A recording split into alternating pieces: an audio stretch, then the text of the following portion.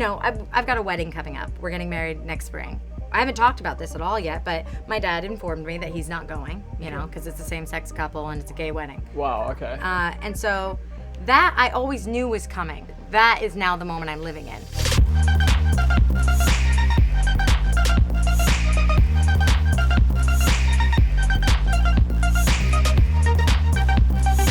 What's up, guys? Xavier here with you on the How'd You Do It podcast, and I'm hanging out with the legend, Hannah Hart. Hello. So, well, look, first things first, I need to talk about this so your publicist doesn't punch me in the face. Oh, right. Just joking. I do want to speak about it. And, well, really, you need to talk about it so I don't punch you. Yeah, exactly. A lot of violence happening here.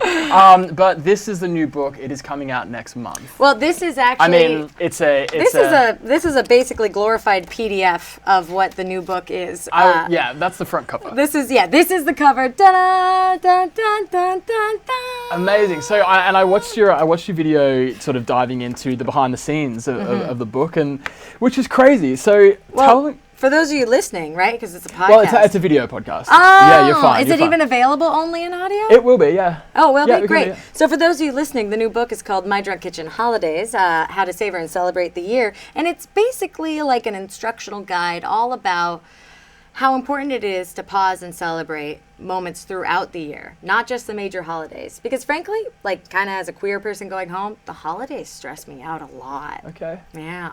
Okay, so that's what I was sort of seeing. Like people are saying, hey, like it's got some great information, but it seems to really delve into your personality and everything you're about as well. Like what's so you've had two out previously. What's different about what's this one all about compared to those two? Well, so my first book, My Drunk Kitchen, A Guide to Eating, Drinking, and Going with Your Gut. I'm really big into subtitles, man. Yeah. Like I vibe on them. I'm so sad about YouTube titling today because I feel like it's really lost art. It's lost voice and like character and personality. Yep. Like you just have to write as close to like a tabloid headline as possible within the realm of reason. But anyway, so my first book, My Drunk Kitchen, was really like about for me, the experience of your 20s. And just that first stage of adulthood when you're out on your own, the adultolescence of adulthood, just getting out there, having your heart broken, making a mess, and going with your gut to hopefully shape a life that would lead to a positive future. So this book, My Drunk Kitchen Holidays, How to Savor and Celebrate the Year, is really more about being in your 30s, like I'm in my early 30s now, and frankly, what to do now that you're the family and you're starting the traditions. What's your home going to look like? So it's a natural kind of level up from the first one, but it's even more beautiful and even more fun. Guys, I just turned 31, and that statement just hit me right in the feels. Yeah, bud. I haven't thought about that. I'm 32. You got like 10 months left. Yeah. You can do it. What am I going to do? What traditions am I going to start? Well, that's a good question. Which is what I kind of explore in the book. Is just kind of like, I mean, a lot of the holidays are, Left-Handers Day and Middle Child's Day and all that fun stuff. But a lot of what I explore in the book is like recognizing you being a young adult, recognizing this stage of your adulthood is recognizing that it is now up to you what you bring into the future. Like, what are you going to bring from your family? What are you going to bring from your past? What comes with you? I feel like your 20s are about processing that, and then your 30s are about carrying only what's yours. Right. Judging from this cover, you can't go wrong. I mean, it's a great cover, right? It is a great cover. The alt title of the book is How to Be Queer at Christmas. Yeah, because so me wearing that rainbow sweatshirt at the front of the holidays book is kind of like a subtle nod to that. Okay. Because honestly, as a queer person, you don't see any representation in Christmas media about your life, and a lot of marginalized communities experience the same thing. You just see the same images over and over again, the same holiday songs over and over again. I want a Christmas album that's like, "Will Mom Still Love Me at Christmas?" Wow. Yeah, right. Let's write that down.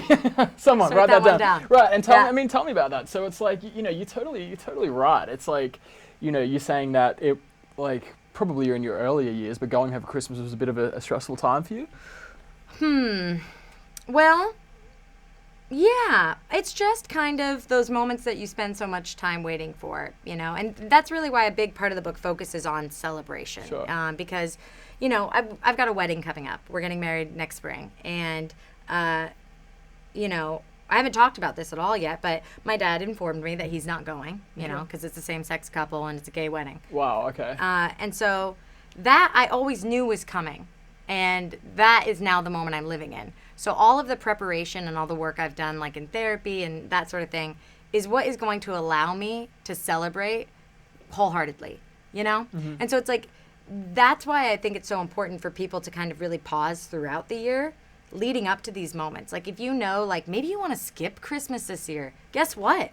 You can. You don't have to go.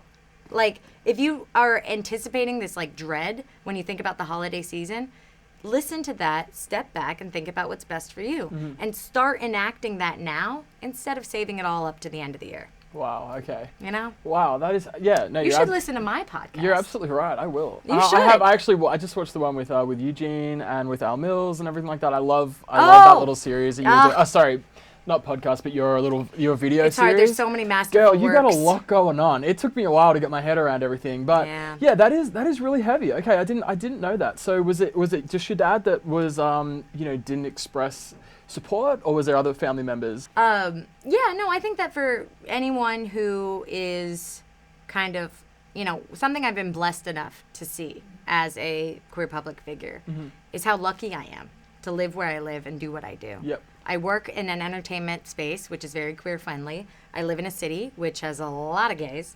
And I live in a state, which is very liberal. Yep. So for me, yes, there are things that I mourn, and I mourn them privately. But really, I have so many more blessings to count. Sure. Yeah. Which is why in the book, during the month of June, if you go to hannahhart.com/book and pre-order today, you'll see all my thoughts and feelings on Pride and on celebration. And frankly, how hard it was for me to celebrate like my queerness only until recently. Which is why, here's the connection. That's why I started the How Did You Know series. That's why I started interviewing other queer public figures, Eugene, Al Mills, Adam Rippon. We got Todrick Hall coming up, Gigi Gorgeous, Patrick Starr, and just to sit down and have a conversation as someone in the same boat. Sure. And just get a chance to be like, hey, so how are you? How's it been like? What's it been like for you? I thought Adam Rippon's was incredibly moving. So if anybody hasn't seen that, youtube.com/Harto. Yeah, no, I did watch that. Okay, and it's funny because I've spoken to Al Mills and Gigi Gorgeous and a few of the same names, but I feel like it would have been, not that it was they're very relaxed interviews and stuff, but I feel like it would have been such a safe place for them coming from someone who could really understand. How did you feel like when you're hearing their answers? Were you like, wow, I felt the exact same way, or I didn't think about it like that, or I had a completely different experience? How did it affect you? I guess that I, kind of just try and stay in the present. I mean, it's hard because that's the difference between an interview and a conversation, right? It's like when I was there, I'm really there to kind of try and elevate their story. But there were so many times that I have also related, especially, we have Mary Lambert come on. Okay. She used to be evangelical. I didn't know that. I think it was like evangelical or the one that begins with a P. I forget. There's so many. Right, yeah. So there's all these little moments that are familiar. Yeah, I definitely have moments like that. Gotcha. Okay, so that's the thing. I think it was today you posted you wearing a T-shirt that said, what was it, Confidently Insecure? Oh yeah, Kelsey Dara, that's her shirt. That's her merch. We're just going to have like ads like popping up for all of this stuff. It's not even an ad. I'm just supporting a small-time artist here on Herdwell. It was great because I did watch an interview with you. I think it was from a few years ago, and basically you were talking about being brave as a creator and getting on and talking about things that weren't public or whatever. And you'd mentioned that you had a lot of people that were commenting, being like, "Wow, like thank you so much for making this. Like, I feel that way, but I would never have guessed that you would because with social media and the highlight the video reel. I Am Insecure. Yeah. Oh my God, you've seen that? Yeah. That video meant so much to me. Yeah. I was literally like so stressed out. I could not get any sort of spark in me to create something, and I just was like, I'm just gonna pretend like no one is ever gonna watch this video, and that's what that video was. Just thinking, I just need to talk to myself. I need to talk to them. Was it surprising for you to see people comment saying, "Wow, you seem so confident. I would never have expected that you even have any insecurities." Yeah. How did that make you feel? Were you like, "Bitch, like yes, like." Everybody's insecure. Of course. Confidence is a lie. Like everyone is the center of their own universe. So all the time you spend thinking and dwelling on the thoughts that you think other people are thinking about you, that's not true. That's just not happening. It's like you're really tuned into the center of your life. So of course people have insecurity. I think the only people without insecurity are narcissists, right? So being insecure is healthy so long as it doesn't limit the functions of your life. If you like what you saw, make sure you check out some of our other videos right here, and also be sure to subscribe to our channel right here for new videos coming out every week.